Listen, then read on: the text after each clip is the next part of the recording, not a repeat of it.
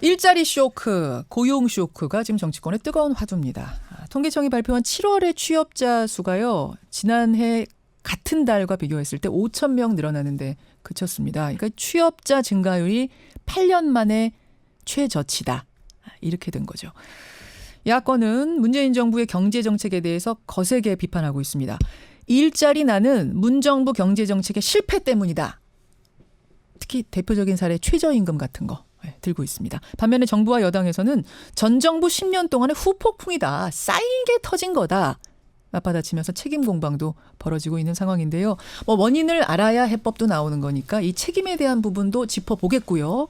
더 중요한 건 그래서 지금의 경제정책 방향을 바꿔야 되느냐 마느냐 이 부분이겠죠. 자, 두 분의 여야 경제 전문가를 스튜디오에 직접 모셨습니다. 평소에 뉴스쇼에서 자주 만나던 분들이 아니어서 더 반갑습니다. 근데 여야의 경제통을 찾다 보니까 이분들이 오늘 나오셔야겠더라고요. 먼저 일단 두 분 다 국회 기재위 소속이신 거죠? 예. 예. 먼저 더불어민주당 김경엽 의원님 어서 오십시오. 예, 반갑습니다. 남북경협 김경엽입니다. 보통 그렇게 소개하고 다니시면 예.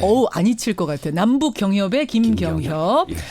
대학원에서 경제학 전공하시고 네. 그렇죠. 노동운동 문제를 많이 다뤄오셨던 네. 그렇죠. 노동통 경제통 김경협 의원. 네. 자유한국당의 경제 전문가 추경호 의원도 나오셨습니다. 어서 오십시오. 네, 반갑습니다. 대구 달성군 출신 추경호 의원입니다. 추경호 의원님은 추경호입니다. 뭐 이래야 되는 거예요? 예, 그래서 한때 추경을 좋아한다고 이야기했습니다. 요즘은 추경불호입니다.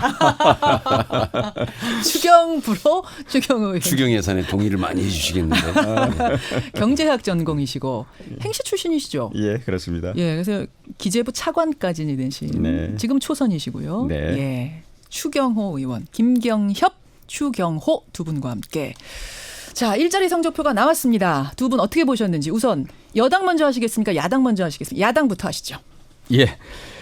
많은 분들이 걱정하시다시피 7월 달 취업자 증가가 5천 명에 그쳤습니다. 예. 이 숫자에 대해서 많은 언론 등에서 고용 참사, 고용 쇼크, 재앙 수준이다 이렇게 얘기를 하고 있습니다. 예. 그것은 다름 아닌 지난 30여 년간 통계를 보더라도 IMF 외환 위기 그리고 2008년 9년 글로벌 금융위기 이후에는 이런 유례가 없는 최저 수준을 기록했기 때문에 8년 만에. 예, 그렇습니다. 그래서 현장에서도 일자리 고용 어렵다는 이야기는 굉장히들 많이 하고 있습니다. 문제는 이 질을 보더라도 대부분 또 일자리가 많이 늘지 않고 오히려 줄은 부분이 도소매 등 판매업, 음식 숙박업, 그다음에 임시 일용직, 그다음에 사업장 규모로도 보면 좀 작은 사업장, 5인 미만 사업장 이런 데서 많이 줄고 있습니다. 그러니까 지금 바닥 서민 경제 이런 쪽에서 지금 일자리 걱정 많이 하고 경제 걱정을 굉장히 많이 하게 되는 겁니다. 예. 그 결과로 결국은 소득 하위 계층의 소득도 오히려 줄어드는 이런 악현상이 발생을 했다 이렇게 봅니다. 예, 자 여기에 참 대해서 심각하죠. 심각하다. 여당이 하실 말씀 있을 것 같습니다. 예, 우선 고용 상황이 정말 어느 정도냐, 어떤 거냐. 예. 이것을 확인해 볼 필요가 있는데요. 고용 상황을 정확하게 보여주는 지표는 고용률과 실업률입니다. 예. 그러니까 지금 이제 문제가 되고 있는 취업자 증가율은 예. 사실 생산 가능 인구 감소 등의 여러 가지 변수들이 있기 때문에 실제 고용 상황을 판단하는데 굉장히 어려움이 많습니다. 그래서 고용률을 가지고 최근 3년치를 비교를 해보면은 예. 2016년 7월 달 그러니까 그때는 61.3%였어요. 예. 작년 7월에 61.6%였습니다. 0.3%가 늘었죠. 그런데 금년 7월에 61.3%로 다시 0.3%가 줄었습니다. 예. 현재 상황이. 그런데 피보험자 고용보험 고용보험자 수를 보면은 재작년 7월에 1253만에서 30만이 늘어가지고 작년에 예. 1283만 명이 됐는데 피보험자 예, 숫자로 고용보험 피보험자 수가 그런데 금년 7월에는 1318만으로 35만 명이 늘었습니다. 예. 그래 이건 무엇을 의미하느냐 하면은 임시직이나 일용직이 대폭 줄었고 그다음에 오히려 20대 고용률은 1.5%가 상승을 했고 상용직은 35만 명이 증가를 했습니다. 질이 좋아졌다 그 말씀하시는 거예요? 그래서 지금 이 상황을 정확히 봐야 되는데요. 그런데 이제 문제는 쭉 고용률이 지금 문재인 정부 들어서 좋아지다가 예, 예. 이번에 7월 달에 갑자기 0.3%가 떨어진 겁니다. 예. 이 원인이 뭐냐. 예. 이게 이제 가장 중요한 문제 아닙니까? 0.3% 떨어졌다. 그럼 일단 고용 쇼크라는 말 자체에 대해서도 지금 동의 못 하시는 거예요? 고용이 0.3%가 떨어졌기 때문에 예, 예. 악화된 건 분명히 있습니다. 예. 그런데 이 원인이 뭐냐 이거죠. 그러니까 사실은. 지금 예. 대통령이 직을 내놓고 일자리 창출해라라고 말씀하실 때 일단 대통령도 굉장히 심각하게 생각하시는 거 아니에요? 예. 그렇죠. 그러니까 0.3%가 갑자기 7월 달 들어서 줄었으니까. 떨어지게 됐던 이유가 뭐냐라는 거에 대해서 그 원인을 정확히 분석하고 여기에 대한 대비를 정확히 하는 게 중요합니다. 알겠습니다. 알겠습니다. 생산 가능 인구가 줄어서 뭐 그것이 결과적으로 취업자 증가, 숫자가 줄은 영향 아니냐 이렇게 얘기를 하는데 우리가 경제 통계를 정확히 봐야 됩니다. 생산 가능 인구 조금 금년 들어서 조금 줄었습니다. 문제는 취업자 증가 수 우리가 실업률을 계산할 때는 15세에서 64세 생산 가능 인구를 가지고 하는 것이 아니고 15세 이상의 전체 인구를 가지고 한다. 그것을 보통 우리가 말하면 이제 15세 이상 인구 그리고 이제 거기에서 경제 활동 인구 이렇게 해서 취업자 증가 숫자가 나오는 겁니다. 통계 기본은. 문제는 15세 이상 인구는 금년 들어서도 25만 명 안팎으로 계속 지난해에 비해서 늘고 있다. 자, 그러면요. 자, 이런데 왜 주느냐. 이 통계를 가지고 뭐 이 통계가 맞냐 저 통계가 맞냐 이렇게 말씀하시면 청취자들이 잘 와닿지는 않으실 것 같아요. 근데 두 분 다 어쨌든 고용 상황이 지금 좋지 않다는 건 동의하시는 거잖아요. 심각하죠. 예. 예. 여기 타겟책 찾아야 된다는 것도 대통령이야 모든 여당 의원들 동의하시는 거고요. 예. 자, 요걸 일단 전제로 해놓고 우리가 이야기를 그럼 풀어가 보겠습니다. 왜 상황이 나아지지 않느냐? 왜 일자리 늘지 않고 경제가 좋아지지 않느냐를 놓고 일단 누구 책임이냐? 여기 원인이 도대체 뭐냐를 놓고도 좀 공방이 뜨거워요. 지금 방금 전에 자유한국당 말씀하셨으니까 이번에는 여당 먼저 가겠습니다. 우선 지금 전문가들이 7월 달 들어서 이렇게 갑자기 취업자 수가 감소하게 된 원인 예. 전체적으로 지금 현재 고용 상황을 한 원인을 크게 4가지 정도로 꼽고 있는데요. 첫째는 경쟁력이 약화된 산업 구조의 문제. 다시 말해서 지난 정부에서 조선업 등과 같은데 산업구조 조정의 타이밍을 놓쳤다.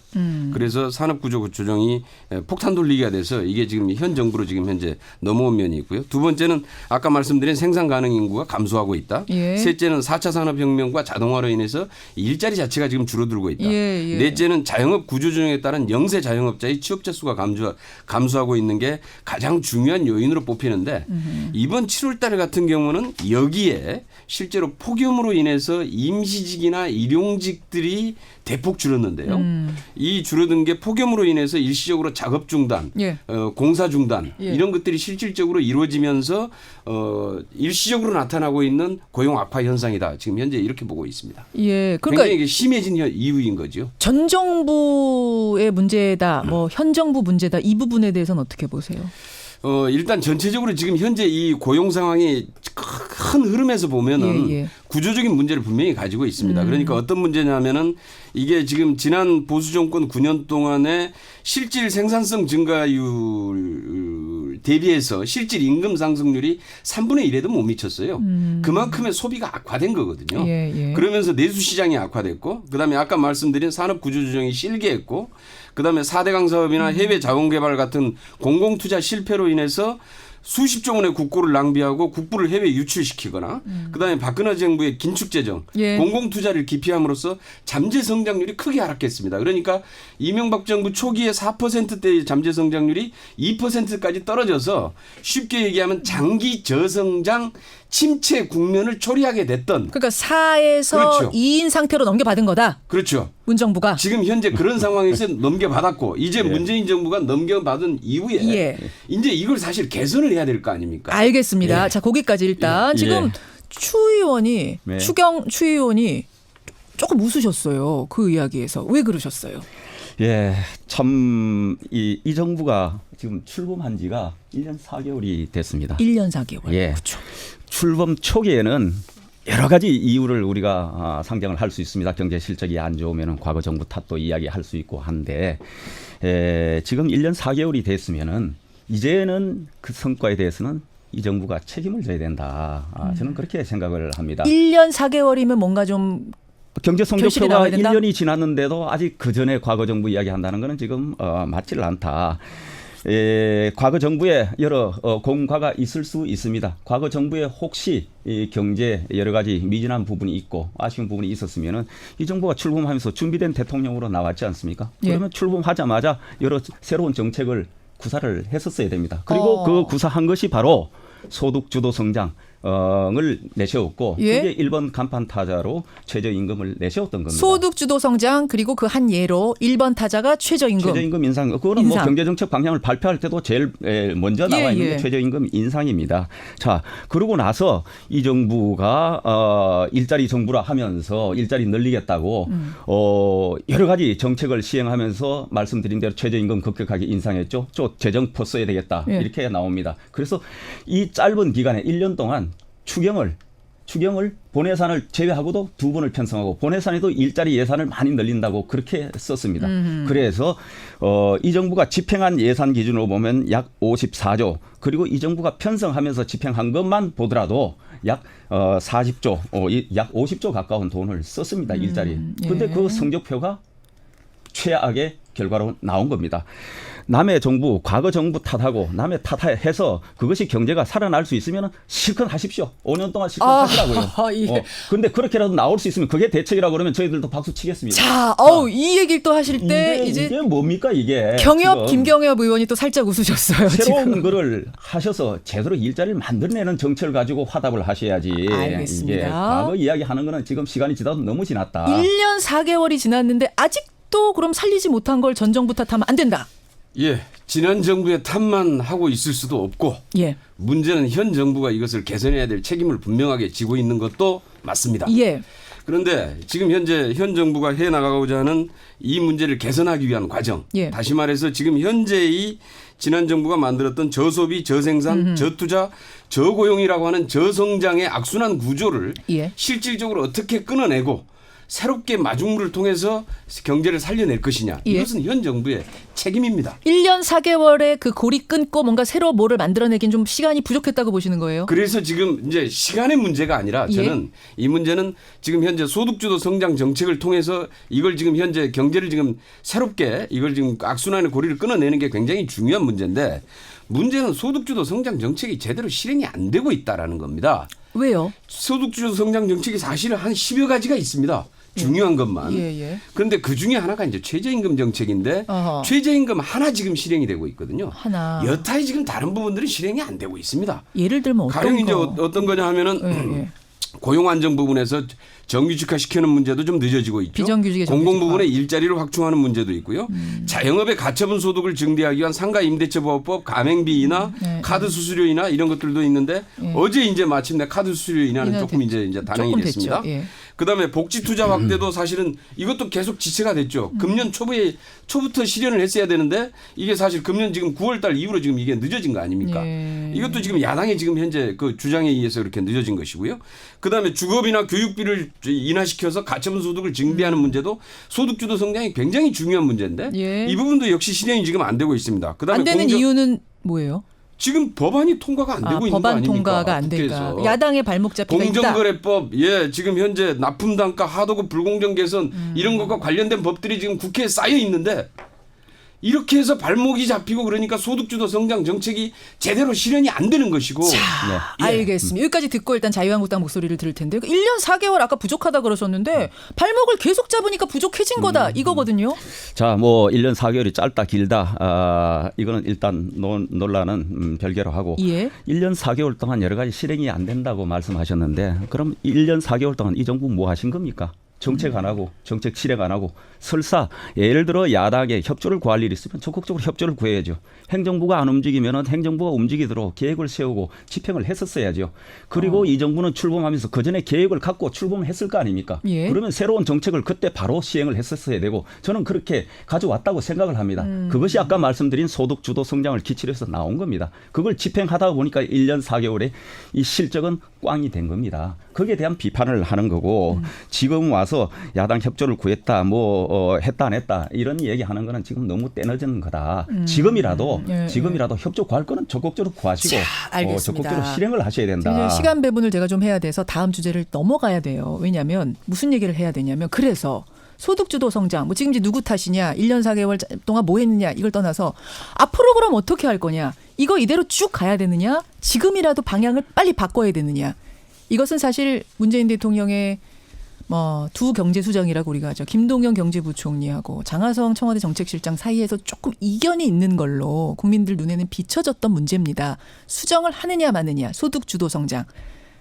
제가 또 이렇게 얘기를 하니까 한 분이 소득주도 성장 하는데 그게 뭐예요? 이런 질문도 들어와요. 요즘 하도 많이 들으니까. 뭐냐면 여러분, 그러니까 저임금 노동자의 임금하고 가계소득을 올려서 소비를 증진시키는 겁니다. 임금을 올리면 소비를 막 할 수 있다. 그러면은 그 물건을 파는 회사가 잘 되지 않겠느냐. 그럼 다시 그 회사가 임금을 올리지 않겠느냐. 그럼 그 사람이 또 쓰지 않겠느냐. 이렇게 선순환이 되는 게 소득주도 성장 맞죠? 김 의원님? 예, 맞습니다. 맞습니다. 예. 왜 손 드셨어요, 추 의원님? 저희들은 소득주도 성장에 소득이 어디에서 떨어지느냐, 하늘에서 떨어지냐, 임금을 누가 주느냐. 예.